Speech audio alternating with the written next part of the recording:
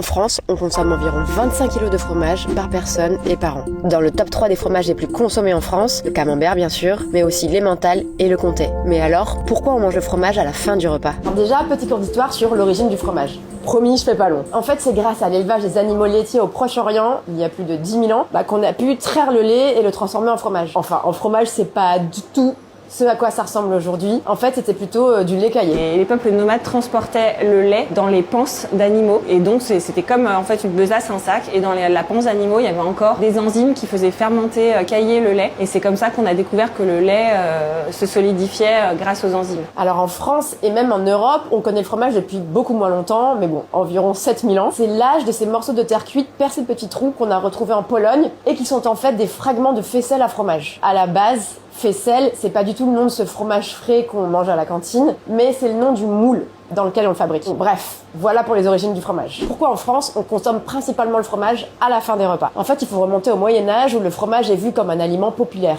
Il est avant tout consommé par les bergers, les paysans et les moines qui ont fait vœu de pauvreté et d'ailleurs qui le fabriquent. Et à l'époque, il y avait une vraie hiérarchie dans les repas. Et le fromage était consommé avec le sucré et il était relégué souvent à la fin parce qu'il était considéré comme moins raffiné que le reste du repas. En fait, il faut attendre la seconde moitié du 19e siècle pour que le fromage s'installe sur les tables des bourgeois. Et c'est seulement à partir des années 1920, donc c'est assez récent, que le fromage prend vraiment toutes ses lettres de noblesse. Il est même élevé au rang d'emblème de la gastronomie française, s'il vous plaît. D'ailleurs, aujourd'hui, depuis 2010, il fait partie du repas gastronomique français qui est inscrit sur la liste du patrimoine culturel immatériel de l'humanité à l'UNESCO. Mais il reste consommé à la fin du repas. Et petit conseil, il y a un ordre pour consommer les fromages. Idéalement, quand on vous présente le plateau comme ça, c'est bien de prendre le fromage dans l'ordre de puissance. Vous allez commencer par le plus doux et terminer par celui qui est le plus puissant. Il faut aussi se décomplexer par rapport à la consommation de son plateau de fromage. C'est pas parce que vous avez fini par le plus puissant que vous pouvez pas retourner au plus doux. Mais il y aurait aussi une explication biologique au fait de manger le fromage en fin de repas.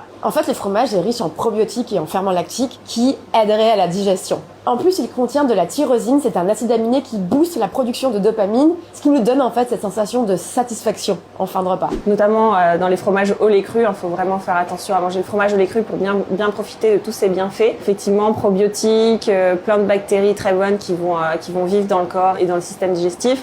Après, c'est quand même aussi un double tranchant parce que ça reste un produit qui est riche, salé, qui donne soif. Il faut certainement aussi pas trop en abuser.